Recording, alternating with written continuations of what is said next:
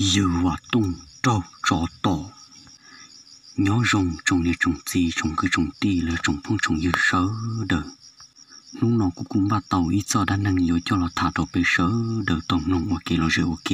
yêu linh đờ nó bê sĩ trong nông thầu bí một cái sao đó thầu sầu ấy xí ra mình đã năng đờ nó yêu bí lì trả thì yêu sầu trâu khó tư xử lý ra đã năng đờ nó mà được xử lý nhớ trâu đờ bê cho cái tim mông một nhớ trâu bó bê trông thế nên tôi xử lý là tông đến đấy cần ngầu nó lợi một giờ thầu bé chấm mong nhọc của nó nhớ trâu lúc tết chấm vào nó chỉ tông để bị trơ chỉ giờ vào tông nó mà những dây tôi nên lẩu thế giờ tôi nên tao tao luộc cần ngầu chỉ nhớ trâu lúc chen tông để nó mà một chuyện ruộng ra chúng cần ngầu lì mùa cổ mùa mò lư mùa đầy mùa tê chúng ta rồi lì một bị tê hạ rồng mà nãy chưa lư lù vấn đề lớn đa tây thấu con mù mà chừng bữa nơi chơi mù lửa mà sọ lư chia tây thấu con mù mà thùng mà khen đồ vi vong trong đó tê được xưa mà cho nhớ trâu lúc sơ thùng nó mà nhưng mua trò chú chúng cơn gầu đi theo chỉ như vào tông nó mà những giờ ít tôi năng hòa lâu ra năng kiên được lần ta nó dùng tha trả lên được lâu cho tới dùng chi cho dùng được lần ta chỉ tôi giờ vào tông nó giờ hai trâu nữa cho bọn này mình nhổ sơ đời hai tia chỉ muốn đã chỉ nó này chỉ của dùng chú ý rằng dễ trâu bó bể trong bể sẽ bộ tàu mình gì nào là trâu bể nó sẽ bộ yêu mà đã gì họหัวtê bể mà đã gì họหัวchú chúng cần cầu theo nó chỉ giờ vào tông thì một trâu bó bể lúc trong bể lần nữa chỉ giờ vào tông một mà những ít xuống tí xí nó chỉ giờ vào tông chú tàu bé plong hung riêng này chỉ chú tàu lên tới ý bộ từ trung riêng lớn đa chỉ những ý cao ở đấy xung quanh những dòng số kia lớn đa nữa thôi giờ vào tông chú tàu bé chỉ giờ vào tông một số thơ ta kiểu thôi giờ vào tông nhiều loại chuyện là sự chế tứ tông in đàn na lớn đa nữa chỉ giờ vào tông tiêu cho lò chẳng khá tí xí chế tứ tàu im nhon đàn na lớn đa nó chỉ giờ vào tông thì trọ cá lồng lò chỉ lọ tàu im mỏ cái sự chỉ giờ vào tông thì chắc ăn giặc hà mù nó chỉ trong đó bị sự chỉ bên nó đã chỉ là chỉ thua nó đồ to lớn đa nó chỉ vào tông một số vào tông chọn giết chỉ trồng tư là trồng trái nhưng man nông man tra mai gì lo mà đỡ vừa vào trong thực tế là sự tiểu sử mà nhưng chỉ bỏ tông chưa linh đa nó nữa chỉ vào tông khu trả cá lao lực chỉ rục thì vào tông thì trả cá một số đồ lò không bỏ lâu đỡ với vào trong thực tế sử dụng chỉ bỏ tổ triệu mà trong gian đỡ lì nó chỉ giờ vào trong thế sợ là sa la tổ cho đại rồi nói tiệm dẫu lì chạy của chú tội gian dễ tổ bể của một số lời nói nhưng chỉ tội tổ chưa lì trong tư là trong chạy bỏ lâu đỡ với vào chia sử nhưng chỉ bỏ tổ triệu nhớ trong đỡ lì nó chỉ là thế này hay tổ giờ vào trong hai tiệm giờ vào trong giờ lì có nó mà chỉ dọc cho niệm lâu chạy tới tờ y bố có một cái sự muốn soi rộng xem mà sẽ giờ đã chỉ tiền mà nó chỉ nhớ trốn lúc nó chỉ giờ vào trong khi đã ăn tế nhắc hạ tôi muốn chỉ thông nó chỉ mà tế chuyện đó chỉ lâu đu vào đấu vào chỉ trong được tế sự chỉ chỉ bỏ tu chỉ là thiên đàng nó nữa giờ vào trong thiên mà lên một sấy rung rung nè ha uli chạy giờ niệm lâu chạy tới tờ đi hải tiêu luôn giờ vào tung mà lên một sáng nữa giờ vào tung cho nắng tơ là hạ một chảo một tết tung nó mà lôi lú tết họ từ giờ cứ chỉ bỏ thế hả tết họ bỏ bỏ trở mà như trung đầy rồi ròn đó nắng mà luôn một tết pan đó luôn nó chỉ vừa giờ vào tung thế mà lên giặc khá là sao trong đại chỉ nó chỉ giờ vào tung thế li hay tiệt giờ nè bốc thay tết tơ li nè hay tiệt luôn nó chỉ lời của hai đôi giờ vào tung thì giờ vào tung giờ thì giờ nè plot hay tê tơ nó mà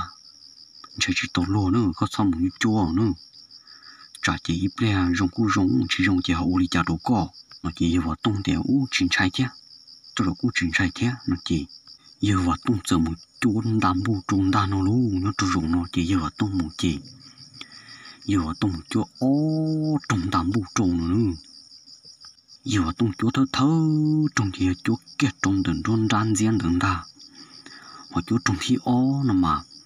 chúa thà trả liệu cầu mẹ tổ bể to bể lần đa nó giờ tung chúa tổ trục trong đám bộ trụ bên nó luôn chỉ vào tung thì chắc lo chỉ giờ vào tung lo chỉ chừng giết trụ tí xin ta nó chỉ tụ cho nó mà nương sủa bể lò nó nữa ta kín đâu chỉ tụ cho xuống giết bể lò ta nó luôn tụ cho sủa bể lò chỉ sau đó thơ trong nó chỉ tôi rồi tụ cho xuống xài lờ nó nữa chỉ tụ cho nó sợ chỉ li tiếp phơi bể lò là kia cho luôn nó thục bờ trong đã hành đã nó chỉ tụ cho thì li sủa kiên dễ làm gì ta nó chỉ tụ cho nó sủa lo chỉ thùng sủa lo cho bé chỉ nó thứ nó chụp la là chỉ nó sủa lo nó chỉ nó cứ lo xứ nó nữa nó cứ tổ bé tung tra họ mà tổ ở tung ma thế nó chỉ nó sủa lo trong tổ trong đầu chỉ thủ nó là thục là trong bé chỉ nó chỉ chẳng pha là nó chỉ nó xả tiền chỉ một tí trong đám buồn đó xứ nó chỉ nó sự lo trong đã hạ chỉ thùng nó chỉ nó sát tới tí chạy muốn nó hàm phá kết giọt luôn được chỉ và tung mót tùng tam bu nó chút tội nhau cây do mình gì là chị tùng tam bu nó rất là tí câu đồ tụ cho sát tê xin nữa chắp từ luôn nó chỉ tụ cho qua lon lời tùng nó chỉ tụ cho đinh đi ít thằng tràn được màn trong giờ lố tên trong nó chỉ muốn tọt tụ yang họ tên cho uom nó tên là chỉ con lông à liệp bằng chia xứ luôn chỉ tụ cho mua tụ tam bu nó chọn tụ ta đi nó nữa chỉ ta kinh được chỉ vào trong giờ mù xuống ta nó nhớ tụ lúc sờ nó mà chừng tôi cho phò mông và phò cố xong một thấu xuống nó nữa chỉ vào trong giờ ngã kê vào trong đá phò chỉ ấy kỹ lúc nãy chỉ cho khá chắc cái một chỗ buộc bền ta chỉ tụ vào trong giờ trong đời chỉ lòng trả liêu vào trong đời hồ dọn tên được bờ bể lúa tên cho tên được cột ta thì liao bằng chìm của một cái chỗ trong đó xứng ta nó chỉ như vào tung cuối tung nung tớ chỉ nhỏ ăn chạy đã chửi thế luôn chỉ thùng nó mà nhưng cứ tổ bé tung ra thì automat cho là bỏ trong đời lớn ta nó nữa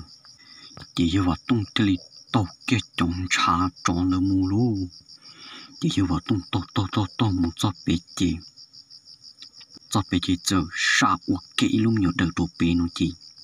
sau đó bé chỉ tụ cho bự bé nó nữa chỉ vào tung một mà nhẹ một chút thì mà tụ cho nó chỉ tụ cho tí thâu kia một rồi chỉ như vào tung chỉ chia li hoặc như vào tung phun kia lên đó phun kia lên đó nữa chỉ thùng nó chỉ mò tụ cho sát tê theo tụ cho bột tơ rồi luôn nên chỉ thùng nó chỉ tụ cho thì nhau bị tòn đó luôn nhau kẹp bị in đặt trong bị tòn đặt chỉ như hoạt tung găng cho con đầu chỉ con đầu mà ý nhung khai chỉ trở lời nó nữa con đầu hàn đông chỉ sợ ý nhung khai rõ lời chứ hiểu hoạt tung chụp lần đó có ý nhung khai rõ từ sự chỉ tu cho nhau bị khổ ý nhung cho rõ lời thế chỉ như hoạt tung chụp bỏ nó luôn chỉ thùng nó chỉ tu cho giáp lời bị tuột tí còn là như hoạt tung sát sự bự chỉ như hoạt tung tí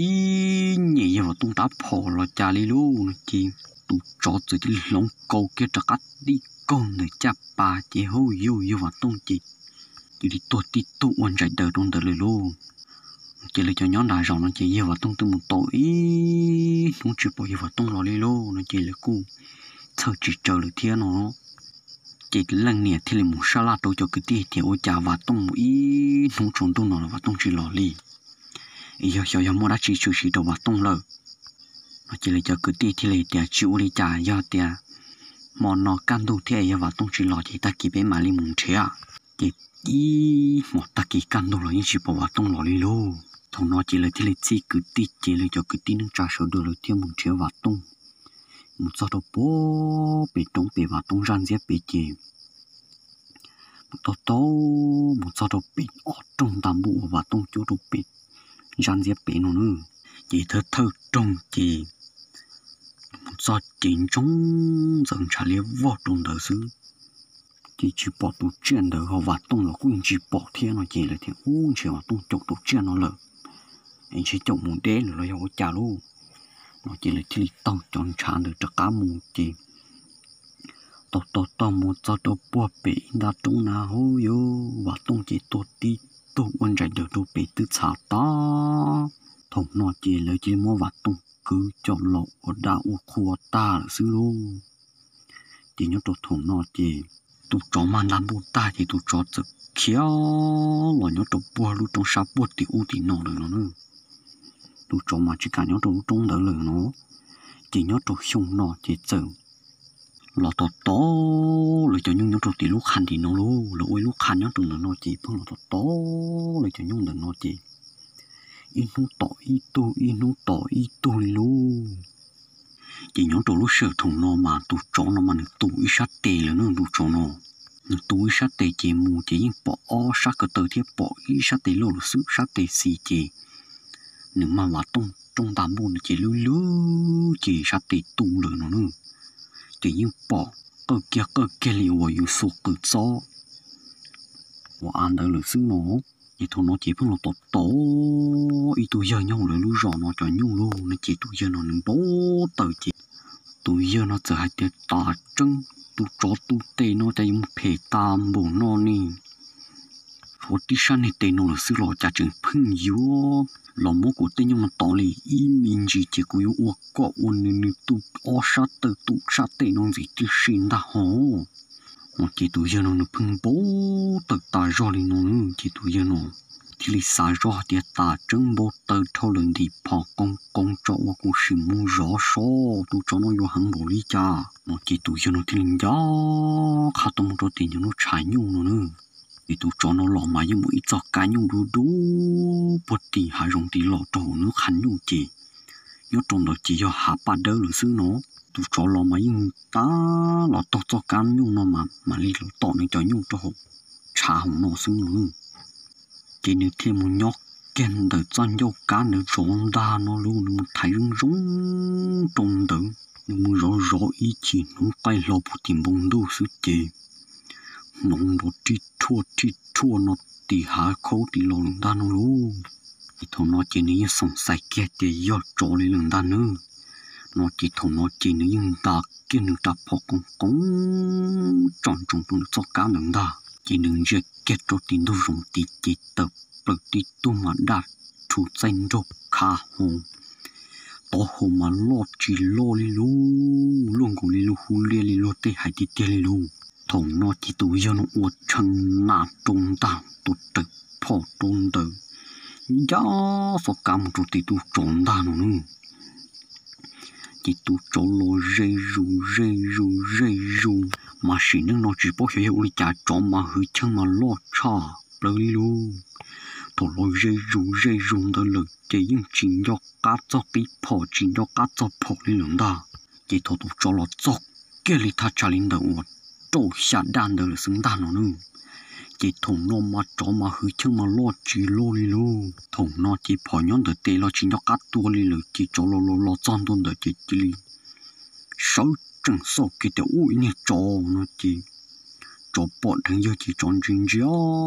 chỉ cho chỉ lệ cái đồ bị hạ ban đâu xứ nó luôn chỉ thầu nó chỉ sợ tí tung dê chân thôi chỉ cho cá nhiều tí phở chỗ đi rồi thế luôn chỉ cho lệ đồ bị hạ ban đâu rồi chỉ cho chúng ta tí luôn to hồ tuông dần giờ ta chúng một tối giờ suốt thế luôn chỉ cho chỉ linh mùng rồi chỉ thầu qua chỗ một plon lại cho bị cho hạ ban đâu bị rồi chỉ giờ mà li xả rõ hai té u li cha phở tự nhiên được té họ chỉ nhẹ tí phở tôi li luôn nó chỉ thằng nó chỉ chó kia là chỉ họ mà ta cá tin chạy chó đua luôn nó chỉ li chỉ lo được xứ lố chỉ thằng nó chỉ chạy cơn gỗ li nhảy chỉ tao cái phở đua chó li được thiên nó nữa mà chó mà hơi chân mà lo chó bờ li nữa chỉ thằng nó là chỉ li xả kia thì chạy chỉ tao chó cái chân lo thôi rồi phân nó toอยู่แต่เจ้าน้องโตnó thế hay tiệtตัวrõตัวnó làตัวbỏ lo chừng chỉ cảตัวนึงthế chỉ chỉ cả lìa luôn chỉอยู่เชื่อมันแต่เจ้าจ้าเขียluôn nó chỉ tụi giờ nó nữa thêm muốn cho จ้าจ้าเขียเราตาเลยnó nữa chỉ cũng là tôi xong toàn cá nó chỉ sớm mua ý cứ đi chỉ tu người tôi muốn lùi ý đại tế nhau chỉ để thà chăn là lúc khan chuyện là nó đa chỉ thôi là u đại tế nó mà lúc cho tôi đàn ông đó ta sinh cho nhau trong các tên đó chỉ thầu cho tôi đàn ông nó sẽ để đàn được chỉ cho mà phương tu nó hăng luôn phẳng tôi muốn là tê tố nó ta li chì là chỉ tố nó li chì ít chỉ tố nó ngờ chờ hay tiệt ôi nó nữa trong một cái cho tố nó ta thì là chỉ muốn rõ sẽ tua bộ tôi cho trong nó cho nó lần gì nó mà lần gì chỉ cho nó lù lờ nữa lần gì lan ra chỉ trở lờ chỉ lần gì thì tụ tụ ngờ chờ mù lù chỉ lần gì nó mà lần gì rõ trâu bể to rõ bể nó họ tụ tụ nó chỉ chờ muốn rõ trong đặc cá té nó mà người đại tế đó nó mà hắn đã dỗi luôn nhổn từ trong thế chỉ lần gì chẳng nhớ trâu sổ to rõ sổ lờ họ tụ tụ mà nhớ trong đặc cứ hà kiên đa nó chỉ nhớ trong đặc cứ hàn đá nó mà nếu mà cho cái mông gà đê trong đặc cứ hàn đá lỡ cô thấy cho cái mông lai đỡ đốt tên đỡ đồ sát tì là những thọ đủ đồ sát tì thiên đá nó chỉ thùng người một do mà tôi chỉ tao trồng đủ nó nữa luôn nung nhỏ có pi lia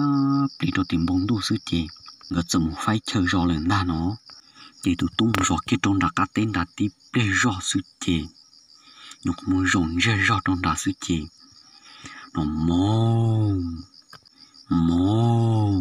mình qua nó bố thì trong đi tua luôn nó chỉ tụt giờ xa chém ba nhóc tụi thằng tràn đến nó rồi tôi muốn nhung chắc khiết ta là na ôi chạy nhung chừng có thể tua thế nè tôi nhóc khiết tiếp lên rõ sự thì mồm dễ rõ lần đã đúng ba nhung tia hò chừng cho tép hơi nhung bông rong trong đời nó hò tụt xa lên nó xứ nó chỉ tụt cũng chỉ nhóc ăn chạy thế chỉ bưng qua mồm qua li nó rê rù măng rù đi chạy tụt cú hoa chỉ tao nó trọ qua đùa thế chỉ cũng chỉ bao rong thì giờ trọ là chỉ giao thiên nó nữa chỉ tiếp để rõ sự chỉ còn mong đừng tờ hồ con to qua rê thì tụt lên ta nó nữa chỉ tụt mà lên sạc kia hay thì giờ nhung là nom đây là giờ uli chán nè sản trên trong tụt tin đó giờ thì giờ nhung mặt tự kia thì cho kỹ đó thì lo na nữa nó chỉ tụt ra trong tụt thì thằng nó mà lúc nó có bị bông kia sự chỉ tụt trong tụt linh đa nó nên chúng bỏ kia khá ta xin thằng ta chỉ tụt ra kia tiền ra khá thì lon đó luôn tập được tiền tụt tên là ô cha chỉ nhung hồ thì tụt mà danh đồ khá thì lột dây rừng đặt thủ to hồ luôn của hu lia có mua luôn của tay pia li hai tia luôn thằng nó chỉ tụt lô lông thọ chỉ thằng nó mà chấm lấy nhưng lô xí họ chấm lấy nhưng tông rõ rờ lên ta nó nữa nhưng yếu lột đa can ná lên ta chấm lấy nhưng rong ta xuyên thọ thế chỉ cho kế nó mà hòn dây kiên đã lọt đâu bể lăng gì bể nó được thiên nó chỉ tụt thì linh gan đã lọt xứ lô gạt từng trong đã lọt đâu bể lăng gì bể nó chỉ lần gì nó mà lần gì chỉ nó lùng nó nữa mà lần gì chỉ nó trọ qua lên nó chỉ tụt giặc khăm một giọt trong đời chỉ lần gì rồi lên đầu à trâu xả đa trong lần tôi kể nữa sẽ theo nó nữa lần gì rồi tôi số ý à chả nó chỉ tụt giờ hai đôi lần gì tiền gì mua chéo chó lo mua chéo chó lo nữa luôn nó chỉ lần gì giờ tiền à chế mua chéo chó lo rồi na ha lần gì giờ hai tiền hả coi tiền nhung có tôi chỉ muốn nhung lấy nhung có thứ tua nó chạy đây nhung nom đây nè tụt thì lại để chó na ha chó cũng qua lần đá rồi na ha kia na ha nó chỉ hai lý nó lần chỉ phun chuyên nó đi luôn nó chỉ tụt mà li bể kia trâu hai tiệm như họ mua lo họ to bó tàu họ còn nhện té nó chỉ thùng nó chỉ lần chỉ mà li bố kia thì giờ chó nó chỉ thùng nó lần chỉ hu yu lần chỉ mà li thiệt tao lo chỉ sợ un hàm lên mà con lo muốn ngồi tu phơi từ mốt tao lo xứ luôn nó chỉ lo chọn đua chỉ tu mình thì chó lo đã lo khéo nó chỉ người tin ra khá lo chỉ luôn tao nó chỉ u đông người chỉ tao tua trâu đi luôn những người chỉ lo nữa chỉ khi thằng đó lo chỉ người chỉ tao lo muốn rõ cho lo nó người cho tao đi rồi chỉ chơi tao tu cho nó nên lo rõ tao cho trong lòng ta nó nữa nên thì lo trong đời để tế thì tốt cái đó nó lòng ta nó chỉ nên cũng là tao đi ý lúc sống tao cá nó chỉ giờ mới cho cái cứ ti chỉ tu là tụm lại nhau trâu xa luộc tế trong đời non ta nó nữa thì nhau trâu rồng nó chỉ tụm lại nhau trâu thì nó chỉ giờ mỗi cho chỉ tống la mà thiên là nó ta xuyên thâu nó nữa chỉ giờ mỗi tu cứ ti tụm rõ rồi cho chỉ tống la nữa chỉ nung rõ mà ní ô chơi rong rong chỉ trong trong tống la mềm lông bổng tê cho là sọ rong rong vào có chế và bỏ kiếm một trâu sổ nà thế bỏ để yêu sát xứng đen để trâu tỏ xứng nữa mà nhớ trâu tỏ khỏi yêu nhau mà yêu sợ khỏi chú trâu và sợ trâu khỏi tiền nà tua là còn nà sao bỏ yêu chỉ sợ tao yêu theo rong nó trâu luôn chỉ rõ nên tôi mình tua tỏ bỏ nà là nó nữa chỉ tua tỏ tôi nà không tự chỉ thầu nó chỉ nên lấy chỉ cho lại chỉ nà không tự là chỉ tua lại thế nó chỉ nên tỏ sẽ cũng mua cho nà trắng tuổi tôi nà trắng là xứ thằng nó chỉ thà cho bé mong tầm rồi plong mong hoàn nó tự bông đỡ lời nó nữa chỉ thằng nó chỉ nó phương nó không nó chỉ chua nó ngày hạ bé lo luôn chỉ thằng nó chỉ nên cho trong đồ bé sẽ dọn ra là do họ của là do đắt chỉ nữa đó lo dễ ru thằng đó lo đó mà trong mà tê tơ mà xí ta xin cho lên nó nữa cho lo chỉ nên mà tôi lo luôn cũng tôi chỉ năng để xem mà nó lo mà đó dùng cổ ít tôi cái cổ là ít tôi ra lo xứ nó nữa đó dùng ít tôi chơi mê lo xứ chỉ thằng đón đó chỉ lo dễ mi biết đâu bé là gì dân để lông rồi nó nữa thắt trả linh được năng cổ hạ bé cho nó thiên được lần ta chỉ nhớ đồ thùng nó trên nữa chỉ sống sạch sau đó chỉ đi lời trên nữa chẳng giá đồ sổ là xứ nó nữa thùng nó mà tôi cho tôi lon được nữa được sát to thì còn đâu chỉ nó muốn sống non đó chỉ nó chỉ bỏ rồi nó nữa chỉ chỉ muốn chọn đồng lo bộ to trong nó cho cột đồng lá bể thọc được tôi sát to rồi nó chỉ tôi cho lọt tôi to hợp bộ cha to chỉ tôi cho chỉ to giờ cha lo luôn nó chỉ thùng nó chỉ non to đi nó chỉ nên giá trong đồ sổ gì thùng nó chỉ mua ít tôi nạt sang cái trắng tôi đồ sổ rồi nó chỉ thằng tụi nó sang nó tua nó mà bỏ tụi chó ta tao lo cho nó tao học bộ cha chị tụi nó sang nó chỉ cái trắng chỉ cái rồi chó gì là nó nữa chỉ thằng bỏ cái tụi nó cái tụi nó số chị ôi cha tụi nó chỉ nó gì hồ chỉ tụi nó rồi cái đồ số hoặc chỉ linh tinh trong đồ bị cha phụ tục nó chỉ cà la lăng nó chỉ chơi tự luôn chị thằng nó chỉ ba giờ bỏ cụ lối cha nè cụ sống đỏ ta bổ đi nó na chỉ mà cha tụi nó chơi tụi nó còn chơi trộn bể rồi nè nó chỉ mà linh chơi cái trộn bể nào ủa cha tí tụi chó mà lo chỉ lo rồi tí bỏ bể cha luôn dân trong tôi số tụi nó họ chỉ cho cá phạt sau đã chỉ đi luôn chỉ nó chơi chỉ nó sợ rong thế chỉ tụi chọn chỉ bỏ đường đi nó nữa chỉ thằng nó chỉ nữa đi kia ilu một chữ rồi ilu là cổ đi bé hài nào nữa trong hồ đắp hột chi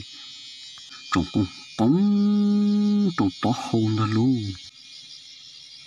thằng nó tí phò na tụi chọn in nó sợ rồi chỉ tụi tí phò rồi chọc cái chắp bàn nó nữa chỉ tụi chọn như phân lo bung cái trộn bể của cha là chỉ tụi chọn sợ chân chị tụi phòn được thì được tất cả đồ bố tỏ bố cha đồ bố tỏ rồi chỉ muốn chơi đồ bố thì là nó chỉ thùng nó chỉ tụi cái tin nó chạy luôn chỉ to luôn nó chỉ nên cái kéo là trong đã cho cái tin là nó chỉ nó cái to thì nó tôi ít bỏ cho bên tụi cho mà lột thì tiêu chỉ to luôn đi nó chỉ nó tụi nó chỉ là chỉ lọt bự rồi nó nữa chỉ ta kỳ bỏ kỳ chỉ là mà để có cho lời muốn chia nó chỉ là chỉ to luôn giờ lì giả mà tôi rồi bé muốn chia to nữa thì chia giả nó mà chỉ mù linh ta nữa giả nó mà do con mù chỉ to mà mua tới mừng xứ linh ta nữa giả chưa nó hai linh nó nữa rồi đi chào là bé chỉ mù linh ta nữa ta chỉ nó mua họ sự chân cho nó lời chỉ bé cho cá một trái cho bé sau to nàn nữa nó lời bé cho cá một trái cho lì rau rong chay rong nhông bé mà lì tua mà chỉ cho cứ tin nó là sợ lo chế ta là nó nữa chỉ cứ lo tàu lì lúc lì tàu cá nó là chỉ ở mỗi cho cứ tin mong nhá trâu nó là thiệt cả cá tàu tôm muốn lai nhá trâu phá hạ rong được nó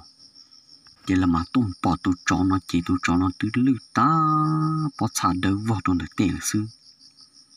chỉ sao tàu cơ chỉ tụi chó nó thì lì tàu tua là thiệt nó nữa chỉ ra đá năng lượng nó cũng chúng mất thả là sau cho chơi chỉ nó sư giờ hai tiệc của chúng mất thả tàu tung giá tung dùa là thọ bé ý trong này chỉ cái tin năng trà cho uống nông sớ đời họ ra lúc gì bố cho cụ thia e khó tư của họ uống tàu chỉ trong lò này họ bác hết cho cụ có cụ tàu uống cái cờ cái bao uống toàn đây nào của họ uống tàu trong cha họ nó tốt tàu bé sớ đời tàu bọn gì thầu cân cầu nó cũng mua lụa cho non đó đồ sợ đờ chua lên số tùวันนี้จังมันเนี่ยลูกเชื่อเหรอลอนดอกกุ้งลองเท่าปีเราจะเราถอดซองเงาหน่อยเทียต่อก็ไปอีจงเนี่ยสิก็ที่นึงจ้าแล้วจงพุ่งจงยืดเสือเด้อถอดลองจะมีด้านนั่งนาตาเลยยนจีจะกินนอกกันยังรงอย่าเล่นเด้อชอบกัดตัวเลือใช้ไปมาลีหล่อชินจีย้อนโจราเชียตอนได้ตอนนอเท่าเกินนอมั่วหลูว่าจงดันโตเสือเด้อ